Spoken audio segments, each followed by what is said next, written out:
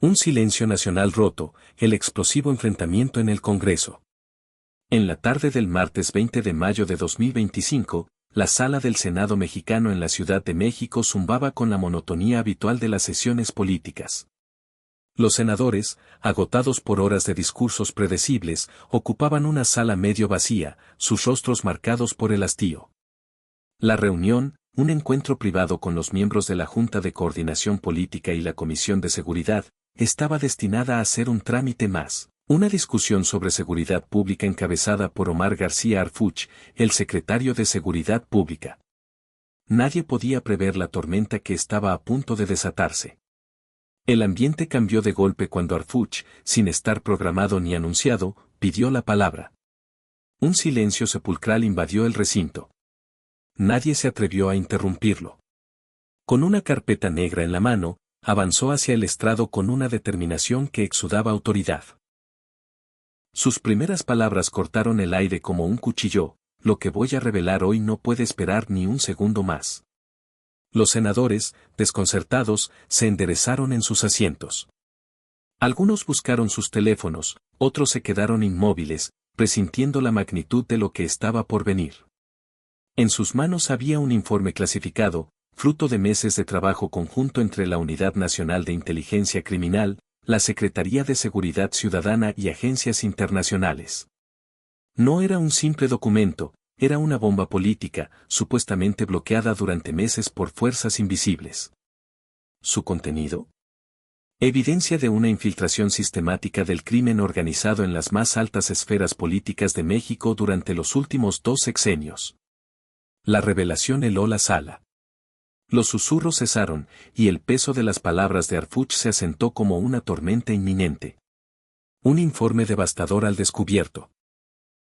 Con voz firme pero cargada de una urgencia contenida, Harfuch detalló los hallazgos del informe.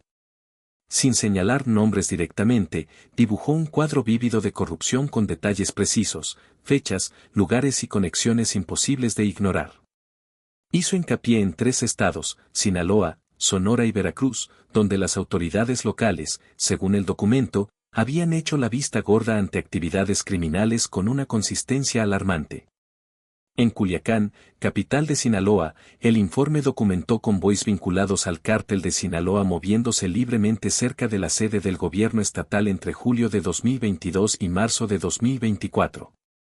Las cámaras de seguridad, curiosamente, estaban desactivadas durante estos incidentes, sin dejar rastro de los movimientos.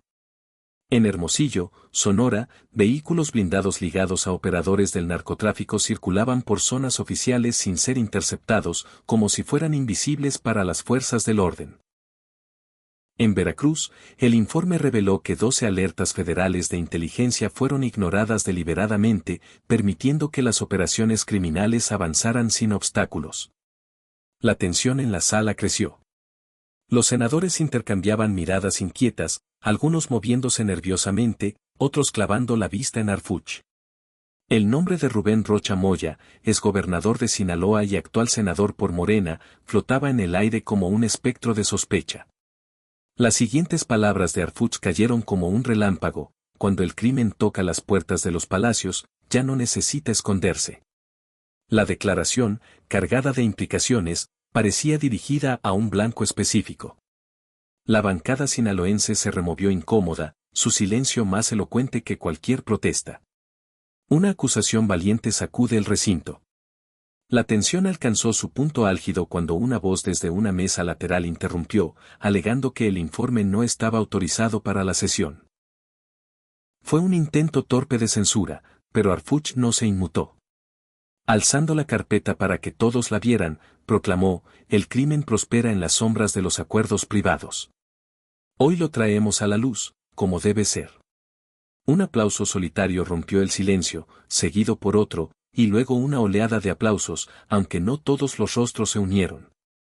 Algunos senadores permanecían pálidos, sus expresiones traicionando más miedo que apoyo.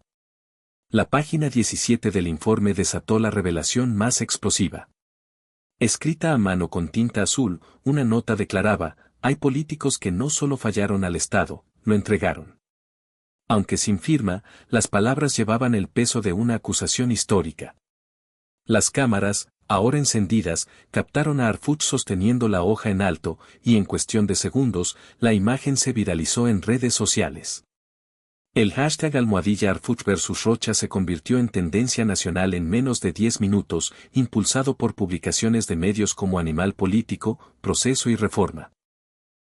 Arfuch continuó, detallando cómo 42 investigaciones contra funcionarios locales fueron archivadas sin justificación entre 2019 y 2023. Mencionó cambios estratégicos en los mandos de seguridad que coincidían con movimientos del cártel de Sinaloa y, lo más grave, presentó registros de llamadas entre operadores criminales y oficinas públicas durante campañas electorales. Los murmullos en la sala se transformaron en un zumbido constante. Algunos senadores abandonaron el recinto sigilosamente, otros hablaban frenéticamente por teléfono, sintiendo que el terreno se movía bajo sus pies. La respuesta desafiante de Rocha. El ambiente llegó a su clímax cuando Rubén Rocha Moya se levantó para hablar. El exgobernador, ahora senador, caminó hacia el podio con una expresión endurecida, sus pasos lentos ocultando la tormenta interior. No permitiré que mi nombre sea manchado en un espectáculo político, tronó, acusando a Arfuch de orquestar un ataque personal. La sala quedó en silencio, dividida entre lealtad y expectación. Arfuch, imperturbable, se levantó nuevamente. Con la calma de quien ha enfrentado balas en el campo, se acercó al micrófono y fijó su mirada en Rocha.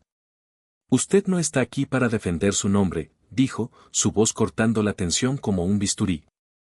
Está aquí para explicar por qué fallaron las cámaras de seguridad, por qué los convoys entraron a la casa de gobierno, por qué sus jefes de policía se reunieron con operadores del narco, eso también fue un error administrativo.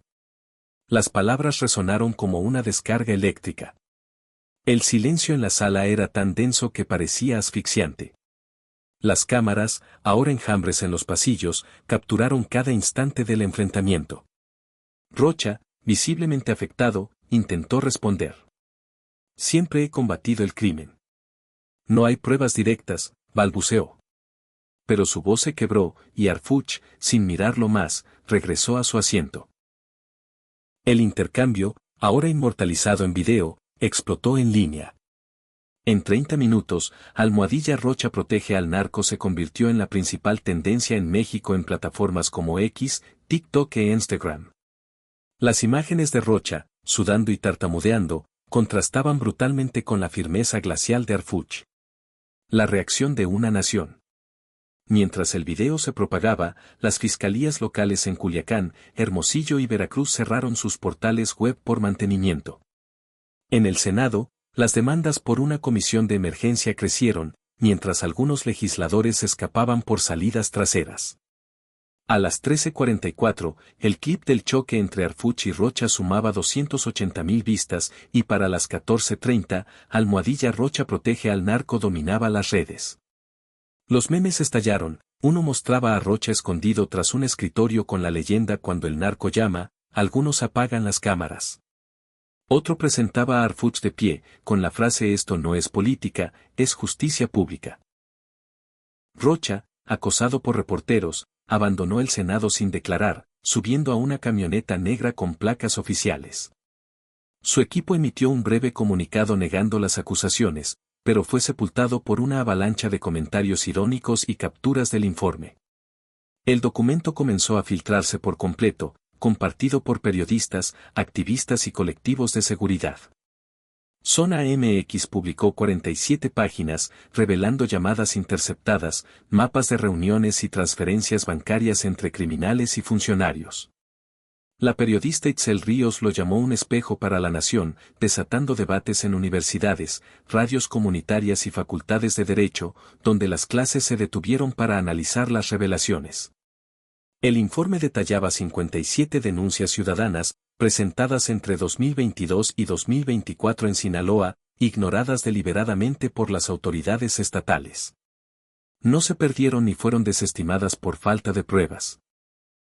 Fueron archivadas sistemáticamente, a menudo durante eventos políticos clave. Datos geolocalizados mostraban que 11 operadores del cártel de Sinaloa ingresaron al Palacio de Gobierno de Culiacán 19 veces entre septiembre de 2021 y diciembre de 2023, sin registro oficial de sus visitas. Una red de empresas fantasma en Culiacán, Mazatlán y Los Mochis había recibido $74 millones en contratos públicos para consultoría y logística de seguridad, vinculadas a conocidos líderes criminales. La advertencia del informe era contundente, la omisión no es casual. La inacción sistemática señala complicidad.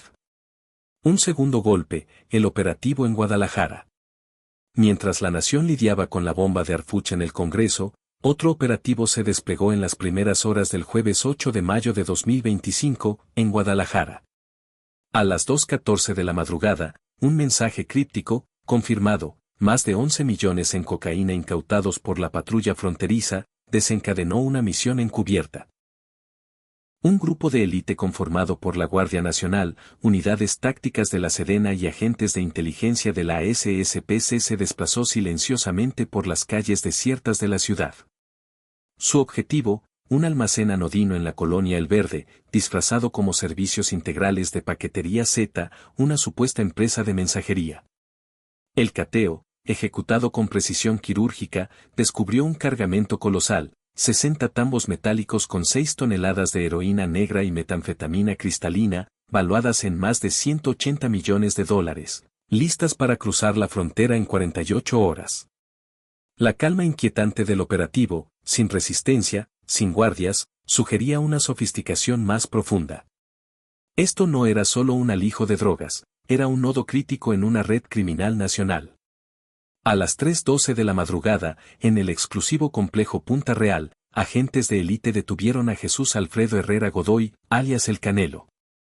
Es banquero de Tepic, Herrera no era un narco típico. Maestro en logística y evasión fiscal, orquestaba las operaciones del CJNG con precisión corporativa, moviendo drogas, dinero e influencia a través de rutas de autobuses escolares, pipas de agua modificadas y empresas constructoras fantasma.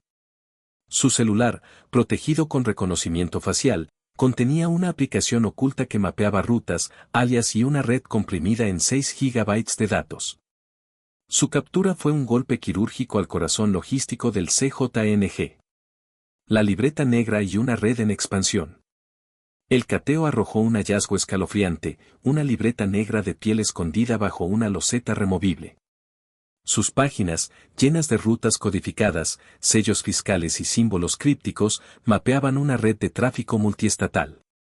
Descifrada por la FGR, desencadenó redadas simultáneas en Baja California, revelando almacenes gemelos en Ensenada, Tijuana y Mexicali. Las confesiones de Herrera destaparon una red logística que conectaba Guadalajara con Caléxico, usando exportaciones de productos orgánicos, mangos, chía, aguacates, para contrabandear drogas con códigos QR falsificados. La revelación más impactante de Herrera, la estructura del CJNG estaba fracturándose. El sistema está roto, dijo, implicando una red de 27 empresas fantasma, 3 magnates de la construcción, 2 diputados en funciones y un exfuncionario de Nayarit. El impacto fue inmediato. El 11 de mayo, en Zapopan, agentes detuvieron a Raúl N., alias El Rulo, un contratista que lavaba $34 millones mensuales a través de proyectos inexistentes. Horas después cayó Ernesto G., director de Planeación Urbana de Zapopan, cuya casa albergaba correos cifrados y facturas falsas vinculadas a 38 empresas. Para el 12 de mayo, la UIF congeló 41 cuentas bancarias ligadas a constructoras y contadores en Guadalajara y Mazatlán. El operativo expuso un nuevo tipo de criminal.